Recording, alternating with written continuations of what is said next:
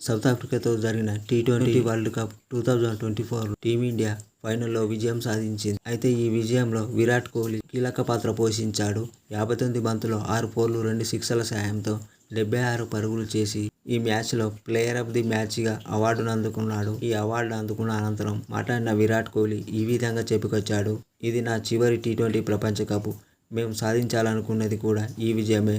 ఆ దేవుడు చాలా గొప్పవాడు. కీలక మ్యాచ్లో జట్టును గెలిపించే అవకాశాన్ని నాకు ఇచ్చాడు. ఇలాంటి అవకాశం మళ్ళీ మళ్ళీ రాదు. భారత్ తరపున ఇదే నా చివరి టీ20 మ్యాచ్. ప్రపంచ కప్ గెలవాలని మేము అనుకున్నాం.